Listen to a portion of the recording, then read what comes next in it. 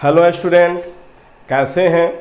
तो बहुत दिनों के बाद जो है कि हम लोग पुनः यूनिक न्यू भारती पब्लिकेशन के यूट्यूब चैनल में उपस्थित हुए हैं और हम लोग जो है कि DL8 का मॉडल प्रैक्टिस सेट लेकर उपस्थित हुए हैं।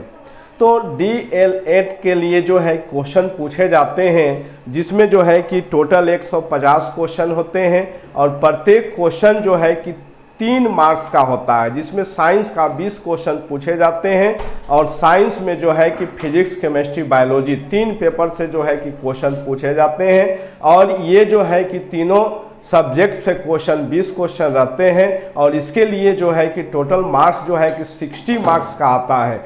और ये आप ध्यान रखेंगे कि इसमें जो है कि निगेटिव मार्किंग की भी व्यवस्था किया गया है। यदि आप गलत क्वेश्चन बनाते हैं तो इसके लिए जो है कि आपके सही मार्क्स में से 1 नंबर जो है कि काट लिया जाएगा। इसलिए जो भी क्वेश्चन आप टच करेंगे, जो भी क्वेश्चन बनाएंगे, उसे सावधानी पूर्वक, ध्यान पूर्वक जो है कि क्वेश्चन को टच करेंगे, क्वेश्चन को बनाएंगे, नहीं तो आपका सही क्वेश्चन के आंसर से जो है कि 1 नंबर जो है कि माइनस कर दिया जाएगा। तो हम लोग जो है कि मॉडल प्रैक्टिस सेट के बारे में देखते हैं और इसके लिए जो है कि यदि आप किसी भी तरह के बुक का प्रयोग करते हैं तो उस बुक का जो है कि आप जो है कि मॉडल प्रैक्टिस सेट पहले से यदि आप बना कर रखते हैं, देख कर रखते हैं, समझ कर रखते हैं, तो आपको जो है कि यूट्यूब चैनल में जब DL8 का मॉडल प्रैक्टिस सेट देखेंगे तो आपको समझने में किसी भी प्रकार की कोई दिक्कत नहीं होगा। इसलिए आप भी थोड़ी सी जो है कि मेहनत करेंगे तो सफलता जरूर जो है कि आपके हाथ लगेगा। तो हम लोग देखते हैं मॉडल प्रैक्टिस सेट, जिसमें जो है कि क्वेश्चन किस तरह से पूछे जाते हैं या क्वेश्चन कैसा रहता है। तो इसमें जो है क्वेश्चन यदि जो है कि आपको किसी भी तरह की जानकारी लेना है, विशेष जानकारी लेना है, तो आप जो है कि इस नंबर, हेल्पलाइन नंबर से जो है कि संपर्क करके आप सभी प्रकार के जानकारी को ले सकते हैं। तो हम लोग जो है कि model practice set number question, model practice set number 1 का क्वेश्चन देखते हैं कि क्वेश्चन क्या है। अब जैसे कहता है कि नींबू खट्टा किस कारण से होता है। नींबू खट्टा, तो जितने भी खट्टे फल होते हैं, जितने भी खट्टे फल होते हैं उन सभी में जो है कि एसिड पाया जाता है, अम्ल पाया जाता है और अम्ल पाए जाने के कारण जो होता है खट्टा होता है। लेकिन सभी खट्टे फलों में जो अम्ल होते हैं, एसिड होते हैं, वह अलग अलग होते हैं। तो एसिड शब्द की उत्पत्ति जो हुआ है लैटिन शब्द एसिडस से हुआ है। किस शब्द से हुआ है? एसिडस। लैटिन शब्द एसिडस, एसिडस से हुआ है। और एसिडस का अर्थ क्या होता है? स्वाद में खट्टा। तो एसिड शब्द की उत्पत्ति किस शब्द से हुआ है? लैटिन शब्द से। और उस लैटिन शब्द का नाम क्या है? तो एसिडस। और एसिडस का अर्थ क्या होता है, मीनिंग क्या होता है? तो स्वाद में खट्टा। तो यहाँ जो है कि नींबू खट्टा किस कारण से होता है? तो एसिड के कारण होता है। अब इसमें जो है कि कौन सा एसिड पाया जाता है? तो नींबू में जो है कि साइट्रिक एसिड पाया जाता है। साइट्रिक एसिड जो है कि हम लोग ऑप्शन में खोजेंगे, तो ऑप्शन में जहां साइट्रिक एसिड हमें मिलेगा उस जगह पे जो है कि टिक करेंगे। तो ये साइट्रिक एसिड, नींबू में साइट्रिक एसिड, जैसे हम लोग सुने होंगे कि दही में कौन सा एसिड पाया जाता है? तो दही में लैक्टिक एसिड पाया जाता है और लैक्टिक एसिड पाए जाने के कारण जो होता है कि दही खट्टा होता है। दही में, दूध में भी जो है कि लैक्टिक एसिड पाया जाता है, लेकिन उसका pH वैल्यू कम होता है। अब यहाँ जो है कि हाइड्रोक्लोरिक एसिड, यहाँ क्या है? तो ये हाइड्रोक्लोरिक एसिड। तो हाइड्रोक्लोरिक एसिड कहाँ पाया जाता है? तो ह्यूमन बींग्स, स्तनधारी मनुष्य के आमाशय में, मनुष्य के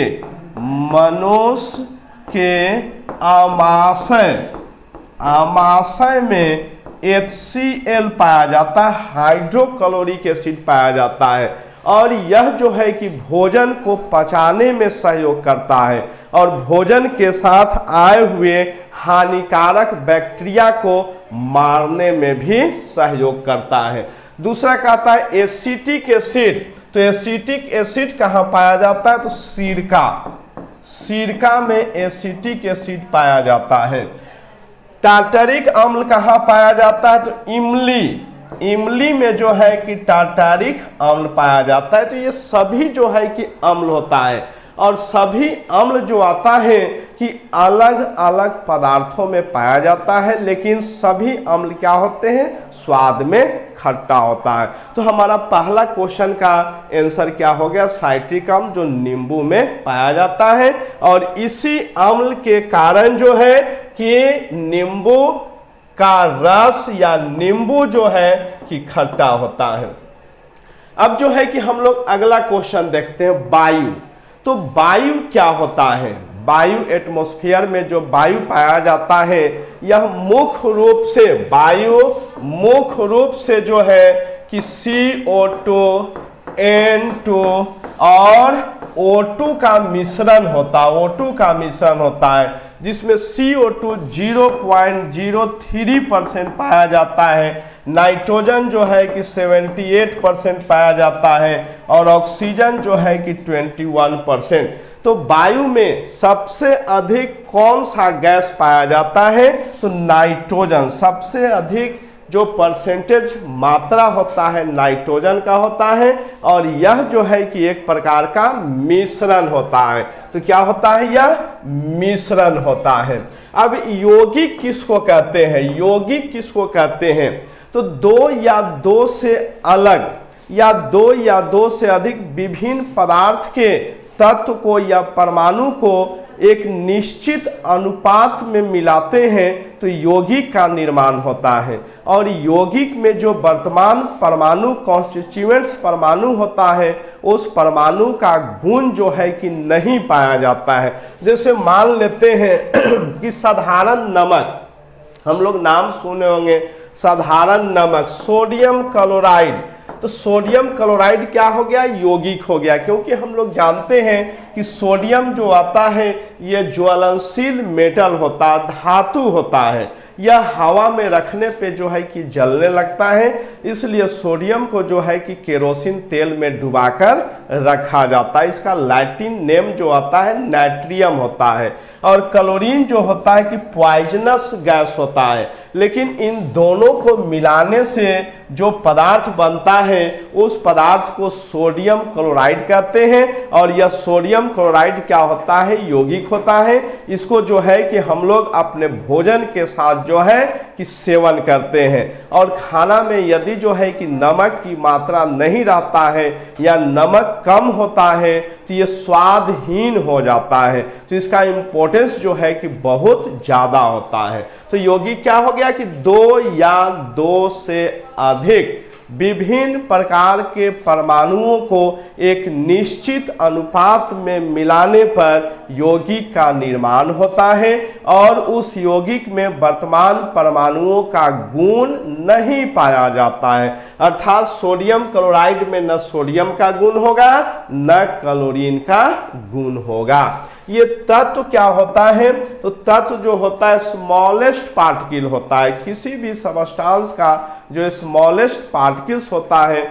उसको जो है कि हम लोग एलिमेंट के नाम से जानते हैं। जैसे सोडियम, पोटासियम, मैग्नीशियम, एल्युमिनियम, ये सब क्या होता है, तत्व होता है, एलिमेंट होता है। और विद्युत अपघट क्या होता है, विद्युत अपघट तो वैसा जलीय घोल जिससे होकर विद्युत धारा प्रवाहित किया जाता है, तो यह आयनों में टूट जाता है, यह विघटित हो जाता है।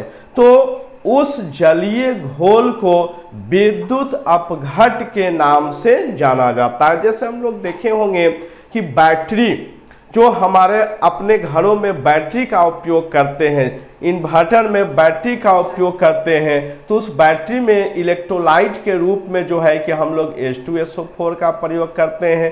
तो H2SO4 क्या हो गया, इलेक्ट्रोलाइट हो गया। हमारे घरों में जो ड्राई सेल होता है, जिसको जिस बैटरी को जो है कि टॉर्च में हम लोग उपयोग करते हैं, तो उसमें इलेक्ट्रोलाइट के रूप में अमोनियम क्लोराइड रहता है।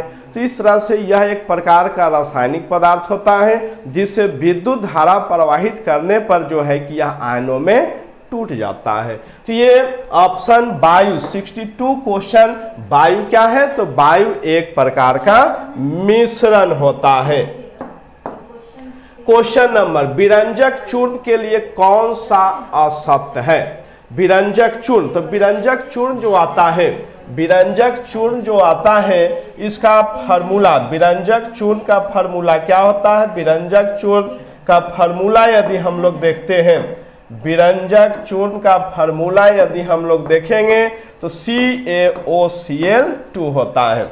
यह जो है कि हल्का पीला रंग का होता है। अब यहाँ कहता है कि असत्य को छांटना है, असत्य को छांटना है, तो ये जो होता है हल्का पीला रंग का होता है। विरंजक चूर्ण, ब्लीचिंग पाउडर, हम लोग नाम सुने होंगे, देखे भी होंगे, ये हल्का पीला रंग का होता है और यह जल में जो है कि पूर्ण रूप से घुलनशील नहीं होता है। तो ये हल्का पीला रंग का होता है, हल्के पीले रंग का चूर्ण है, भी सही है। ऑक्सीकारक होता है, ऑक्सीकारक जिसको हम लोग कहते हैं oxidising agent, oxidising agent, oxidising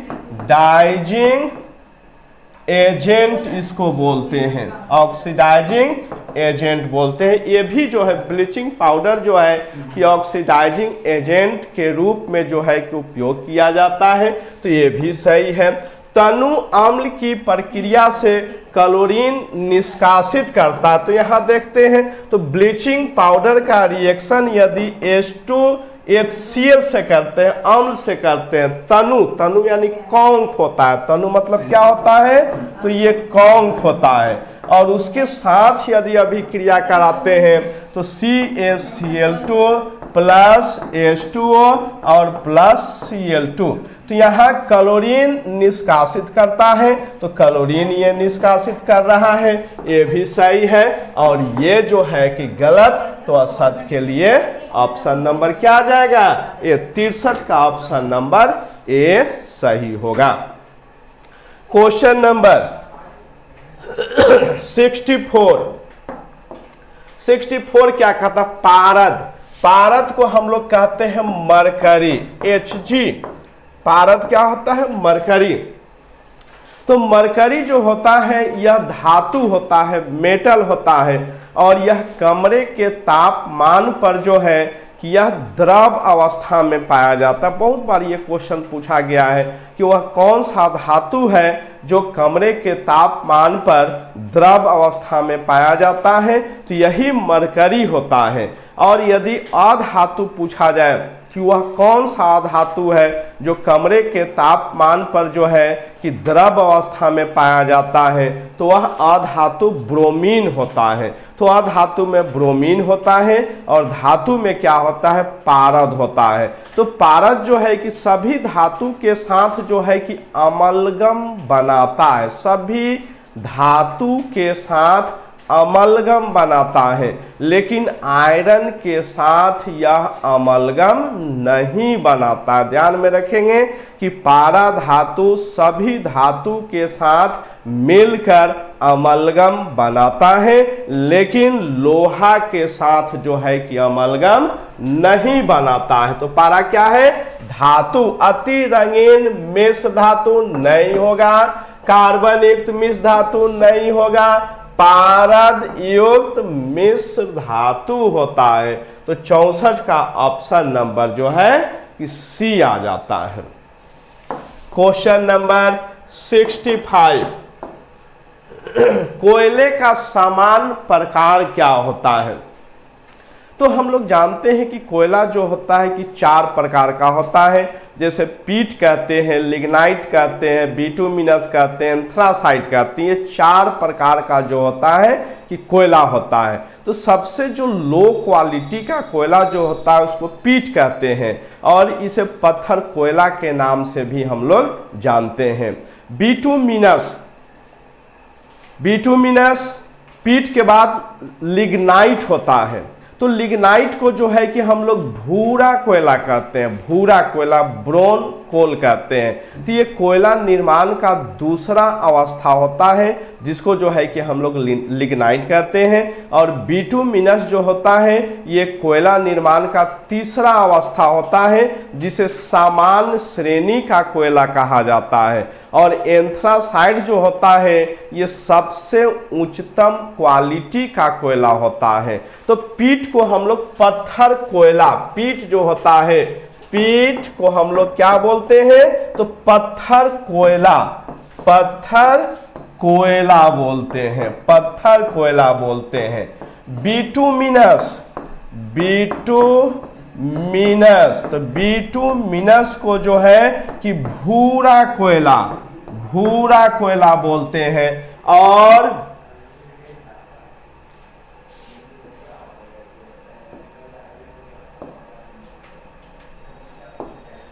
lignite, lignite को भूरा कोयला बोलते हैं। और बिटुमिनस, बिटुमिनस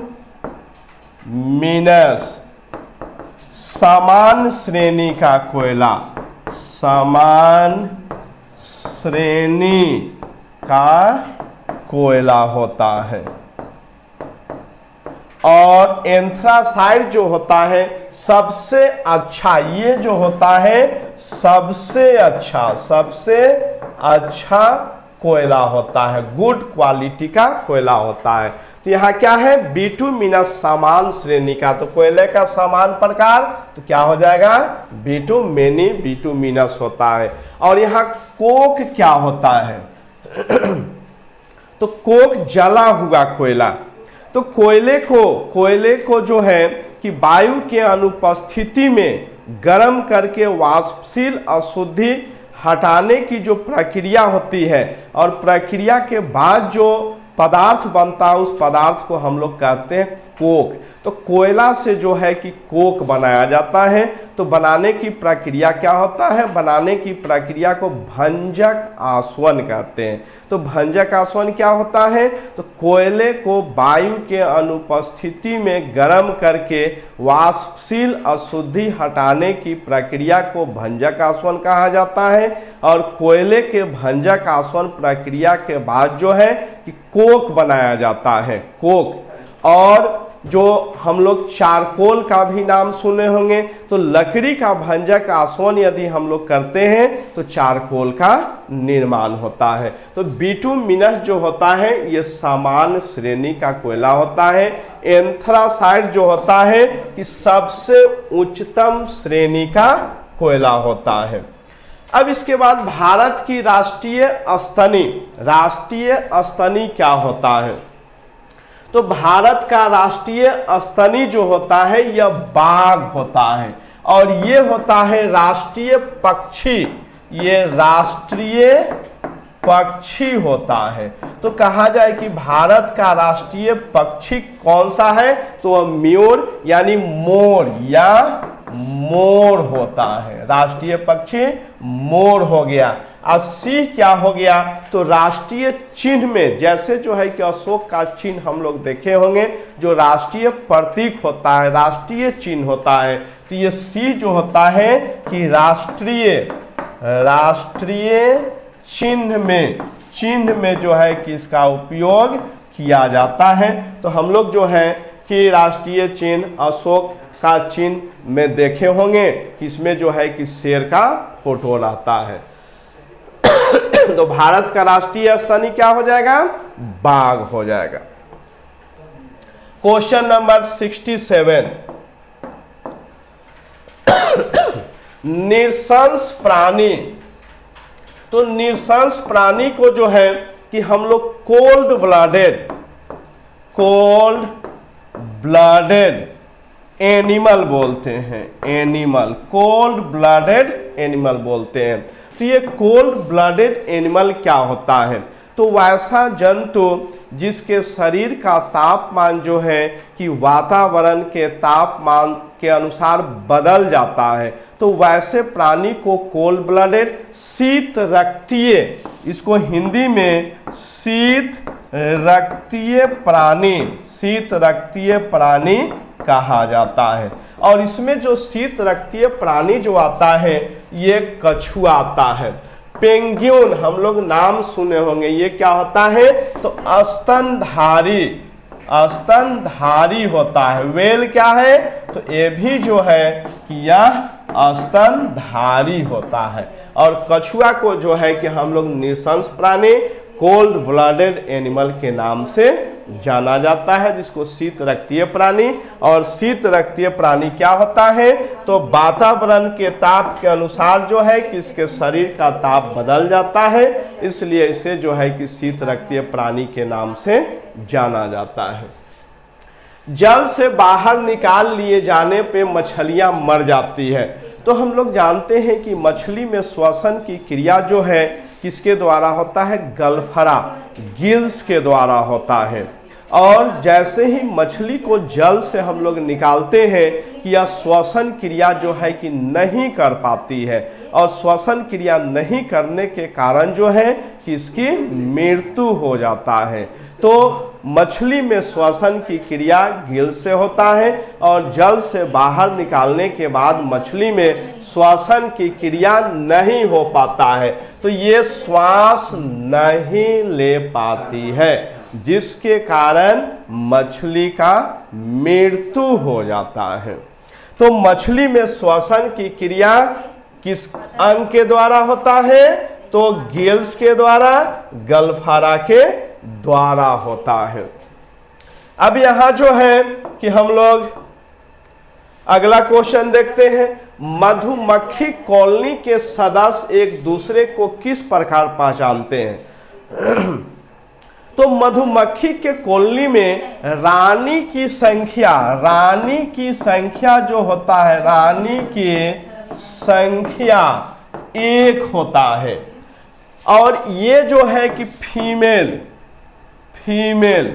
और जो मेल होता है, मेल की संख्या जो होता है, मेल अधिक होता है, यानी एक से अधिक, यानी हजारों में होता है, मेल होता है।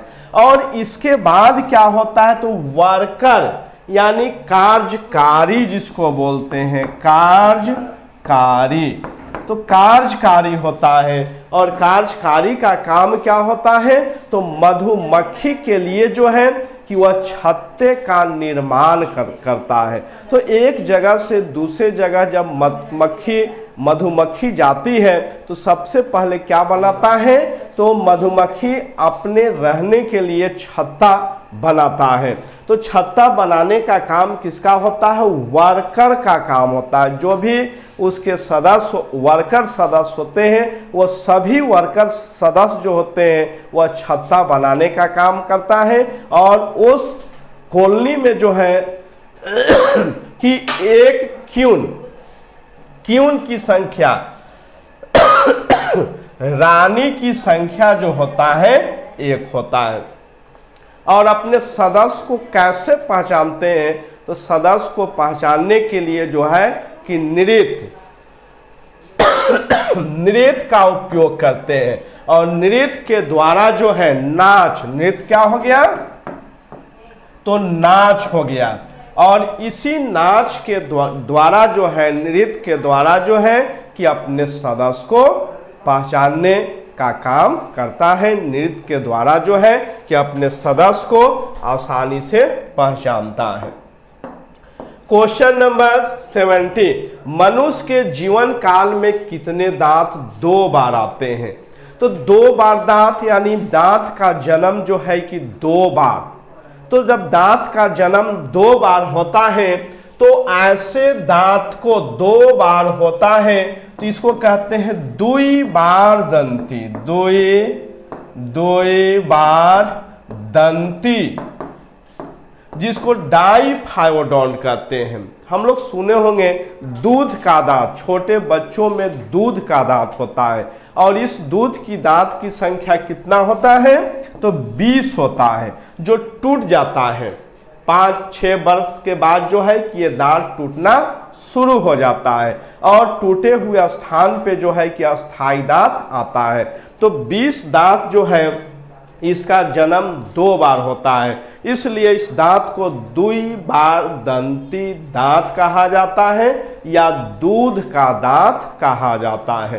तो 20 दांत यहाँ 2 बार जन्म होता है, तो दांतों की संख्या 20 होता है। 20 दांत का जन्म 2 बार होता है, द्विबार दंती होता है। और मनुष्य में दांतों की संख्या जो होता है कि 32 होता है।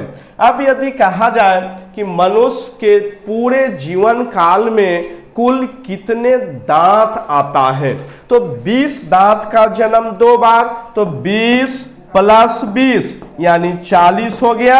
और 12 दांत का जन्म 1 बार होता है, तो 40 + 12 यानी 52 दांत। तो मनुष्य के पूरे जीवन काल में कुल कितने दांत आते हैं, तो 52 दांत आते हैं, जिसमें 12 दांत जो होता है उसका जन्म 1 बार होता है और 20 दांत का जन्म 2 बार होता है, जिसे दूध का दांत भी कहा जाता है। तो इसमें कौन सा हो जाएगा, 20 दांत, और इसका जन्म 12 दांत का जन्म 1 बार होता है। तो 70 क्वेश्चन का ऑप्शन नंबर सी 20 दांत। क्वेश्चन नंबर 71, मनुष्य के शरीर में पैर की हड्डी होती है। तो मनुष्य के शरीर में पैर की हड्डी जो होती है वह क्या होता है, खोखला होता है। मनुष्य के शरीर में पैर की जो हड्डी होती है वह हड्डी जो है कि खोखला होता है। तो इसमें खोखला ऑप्शन कौन सा है, तो ऑप्शन नंबर ए। मनुष्य के शरीर में कुल हड्डी की संख्या 206 होता है, 206 हड्डी होता है। और हड्डी जो है कि एक प्रकार का संयोजी उत्तक होता है। हड्डी किस प्रकार का उत्तक है, तो संयोजी उत्तक कनेक्टिव टिश्यू होता है। कनेक्टिव टिश्यू हड्डी क्या होता है, तो एक प्रकार का संयोजी उत्तक होता है। और इसमें जो है कि कैल्शियम और फास्फोरस का लवण पाया जाता है, जिसके कारण हड्डी क्या होता है, कठोर होता है। और ये हमारे शरीर को एक निश्चित आकृति देने का काम करता है। जिस जीव जंतु के शरीर में हड्डी नहीं होता है उसे इनवर्टिब्रेट अकशेरुक के नाम से जाना जाता है। और जिस लिविंग थिंग्स के शरीर में हड्डी होता है उसे कशेरुक वर्टिब्रेट के नाम से जाना जाता है। मनुष्य की खोपड़ी में कुल कितनी अस्थियां मतलब हड्डी। तो यहाँ हड्डी मान लेते हैं कि ये खोपड़ी हो गया, तो खोपड़ी के बगल में ये कान होता है और कान में 3 हड्डी, इधर भी कान हो गया और कान में हो गया 3 हड्डी। इधर जो होता है हाइवाइड होता है, हाइवाइड, और इसमें 1 हड्डी होता है, इसको बोलते हैं कपाल, क्रैनियम, इंग्लिश में क्रैनियम बोलते हैं। और क्रैनियम में 8 होता है और इस भाग को चेहरा, फेस बोलते हैं। क्या बोलते हैं, तो फेस बोलते हैं। और इसमें 14 होता है, तो 14, 3 17, 17 और 3 20, 5 25, 1 26 और 3 29। कितना हड्डी हो गया, तो 29 हड्डी। अब जो है कि हमारे दिए गए क्वेश्चन में कौन सा ऑप्शन में जो है 29 आ रहा है, तो ऑप्शन नंबर ए। तो खोपड़ी में कुल अस्थियां जो होती है, हड्डियां जो होता है, उसकी संख्या जो होता है 29 होता है। और इस तरह से जो है कि हम लोग गिन सकते हैं। कान में 6 हड्डियां, हमारा ये कान होता है, 2 कान, तो दोनों कान मिला करके 6 हड्डी हो गया। नीचे जो खोपड़ी जो रीढ़ की हड्डी से लगा रहता है उसको हाइवाइड कहते हैं और उसकी संख्या 1 होता है, तो 6 1 7 हो गया। क्रैनियम कपाल में होता है कि 8 होता है, 8 7 15 हो गया। और 14 जो होता है ये फेस में होता है, फेस में 14, तो 15 14 कितना हो गया, 29। तो option number A. Question number 73 आधुनिक मनुष्य के हाल का पूर्वज। तो 73 आधुनिक मनुष्य के हाल का पूर्वज क्या होता है? तो हाल का पूर्वज जो नजदीकी पूर्वज को हम लोग हाल का पूर्वज कहते हैं। और यह जो है कि क्रो-मग्न मानुष, हाल का पूर्वज कौन है? तो क्रो-मग्न मानुष जो है कि यह हाल का पूर्वज है। और ये जावा मानुष, ये जावा, तो जावा द्वीप में पाया, इस मनुष्य का कंकाल जो है कि कहाँ पाया गया था? तो जावा द्वीप में पाया गया था। जावा द्वीप के एक रेत में जो है किसका कंकाल पाया गया था, इसलिए जो है किसका नाम जावा मानुष पड़ा। इसके बाद जो है कि नियांडरथल मानुष। तो नियांडरथल मानुष क्या होता है?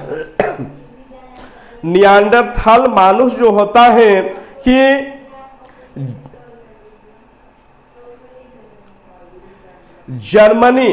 जर्मनी का नाम सुने होंगे। जर्मनी में एक जगह है नियंडर घाटी। और जर्मनी में जो है, जर्मनी के नियंडर घाटी में जो है कि इसका अवशेष मिलने के कारण जो है कि इसका नाम नियंडरथल मानुष रखा गया।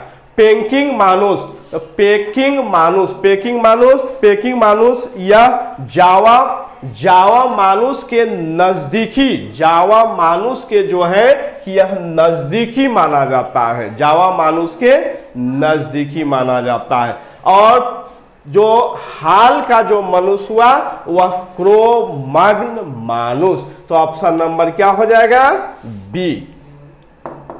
क्वेश्चन नंबर, मां पौधे की भांति पौधा मिलता है। तो मां पौधे की भांति जो, यानी इसमें जो है कि किसी दूसरे पौधे का गुण नहीं होता है। तो किस तरह से पौधे को प्राप्त करेंगे कि उसमें जो है कि किसी दूसरे पौधे का गुण नहीं होगा। तो इस प्रकार के जनन को अलैंगिक जनन कहते हैं। अलैंगिक जनन के द्वारा जो है कि जो भी पौधा प्राप्त होगा उस पौधा में जो है कि सिर्फ मां पौधा का ही गुण जो है कि पाया जाता है। तो अलैंगिक, ये बीज के द्वारा जो लैंगिक होता है। कटा तना क्या होता है? दाव लगाना। ये अलैंगिक जनन होता है, अलैंगिक जनन। तो इसका ऑप्शन क्या हो जाएगा? कटा तना। जिस तरह से जो है कि गुलाब का तना को काट करके हम लोग किसी दूसरे जगह लगा देते हैं, तो दूसरे जगह लगा देते हैं तो उसमें किसी भी प्रकार का परिवर्तन नहीं होता है, वह उसी के समान जो है कि पौधा उत्पन्न होता है। तो ऑप्शन नंबर बी। 80% से अधिक सेल में पाया जाता है। तो जितने भी लिविंग थिंग्स हम लोग देखेंगे, जीव जंतु देखेंगे, उसकी कोशिका देखेंगे, तो सबसे अधिक जो है कि जल पाया जाता है। जल की मात्रा 80% होता है। तो जल की मात्रा 80%, जल सबसे अधिक पाया जाता है। पृथ्वी पर जल कितना होता है? तो लगभग 71% जो है कि जल पाया जाता है। मनुष्य के शरीर में यदि एवरेज हम लोग निकालते हैं तो एवरेज लगभग जो है कि वह 65% जो है कि वह जल पाया जाता है। और सेल में जो है कि 80% से ऊपर जो है कि जल पाया जाता है। तो 75 का option number D. 76 question, insulin. तो इंसुलिन क्या होता है? इंसुलिन एक प्रकार का रासायनिक पदार्थ होता है। इंसुलिन क्या है? तो एक प्रकार का रासायनिक पदार्थ होता है जो हमारे शरीर में जो पैंक्रियाज होता है, pancreas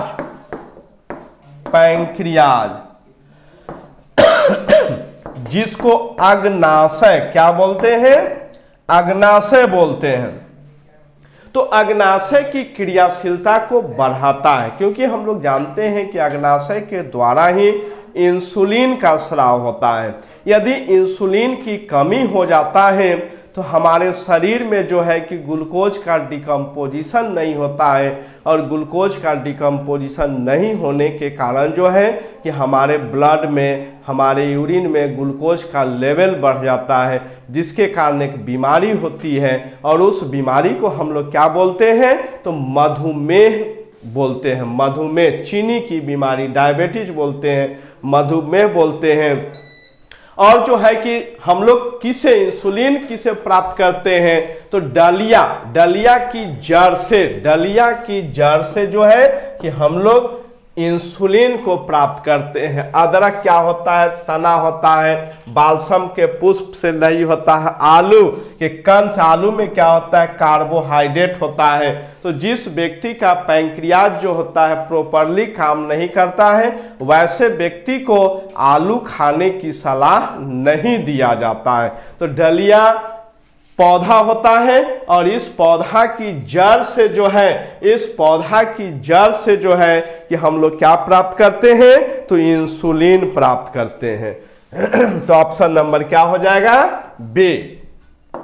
question number 77, Hargobind Khorana को किस आविष्कार के लिए जो है कि सम्मानित किया गया था? तो हरगोविंद खुराना को जीन के संश्लेषण, जीन के संश्लेषण के लिए जो है उन्हें पुरस्कार दिया गया था।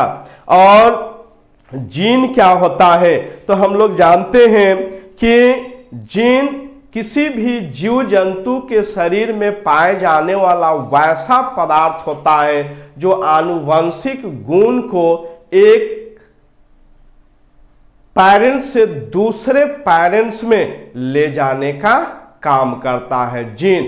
और ये जीन जो होता है कि डीएनए और हिस्टोन प्रोटीन का बना होता है। जीन किसका बना होता है, तो डीएनए हिस्टोन प्रोटीन का बना होता है।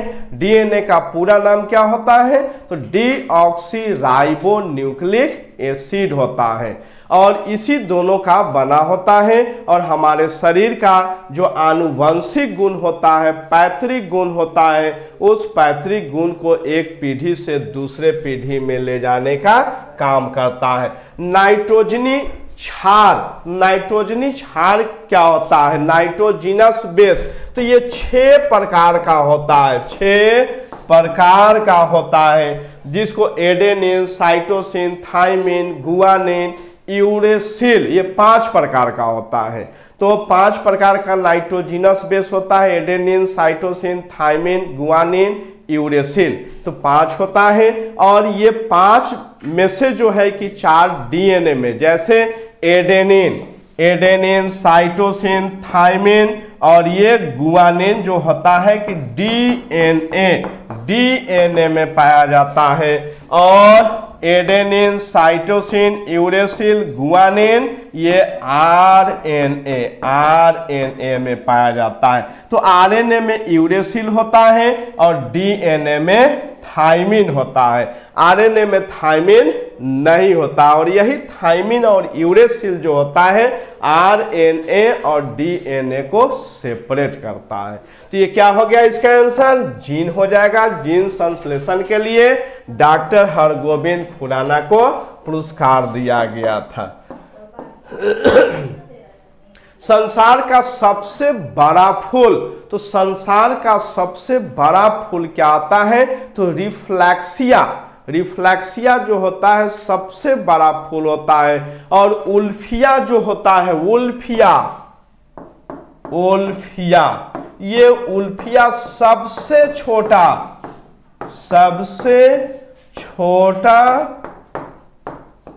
पुष्प होता है। तो कहा जाए कि सबसे छोटा पुष्प कौन होता है, तो उल्फिया होता है। सबसे बड़ा पुष्प कौन होता है, तो रिफ्लेक्सिया होता है। सबसे बड़ा पौधा कौन होता है, तो सिकोया, सिकोया का नाम सुने होंगे हम लोग, सिकोया ये सबसे बड़ा पौधा होता है।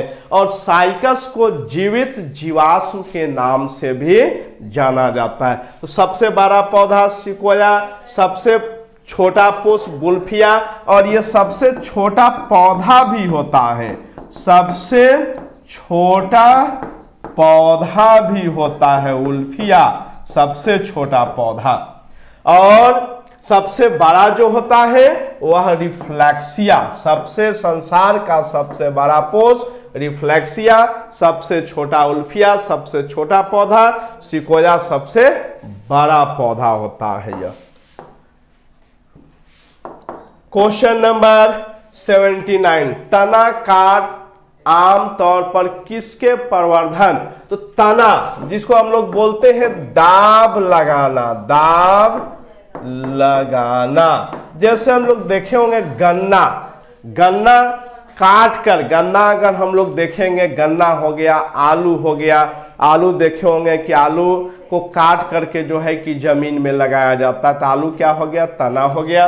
गन्ना, तो गन्ना के नीचे में जो है कि उभरा हुआ, जड़ के ऊपर में जो है कि उभरा हुआ भाग होता है जिसे आंख कहते हैं, और उसी आंख को जमीन में लगा देते हैं तो इसे गन्ना का पौधा होता है। इस प्रक्रिया को तना काट के नाम से भी जाना जाता है, और यह जो है कि एक प्रकार का अलैंगिक जनन होता है। तो तना काट किस प्रकार का जनन क्रिया है, तो अलैंगिक जनन, तना काट अलैंगिक जनन, तो option number B. Question number, मटर का पौधा, तो मटर का पौधा क्या होता है, साग होता है मटर का पौधा। और इसी मटर के पौधा पर जो है कि मेंडल का नाम हम लोग सुने होंगे, मेंडल को फादर ऑफ जेनेटिक्स के नाम से जो है कि जाना जाता है। तो मेंडल नामक वैज्ञानिक ने जो है कि इसी मटर के पौधा पर जो है कि आनुवंशिकता के लिए जो है कि प्रयोग किए थे, और यह दो तरह से प्रयोग किए थे, एक मोनो हाइब्रिड क्रॉस था और दूसरा जो है कि डाई हाइब्रिड क्रॉस। तो मटर का पौधा क्या होता है कि शाखीय पौधा होता है, शाखीय पौधा, शाख होता है। और झाड़ी जो होता है इसकी लंबाई जो होता है अधिकतम 3 मीटर, अधिकतम 3 मीटर। जैसे गुलाब, गुलाब हो गया, उड़हुल हो गया, उड़हुल, तो ये सब क्या आता है, झाड़ी के जो है कि अंतर्गत आता है। और इस पौधा की ऊंचाई मैक्सिमम 3 मीटर। और पुष्पीय पौधा, पुष्प जिस पौधा में पुष्प आता है उस पौधा को पुष्पीय पौधा कहते हैं, और जिस पौधा में पुष्प नहीं आता है उस पौधा को अपुष्पीय पौधा कहते हैं। जैसे जो है कि फंगस का नाम हम लोग सुने होंगे, बैक्टीरिया का नाम सुने होंगे, शैवाल का नाम सुने होंगे, तो ये सब क्या होता है, अपुष्पीय पौधा होता है। तो इसका ऑप्शन नंबर 80 का ऑप्शन नंबर ए।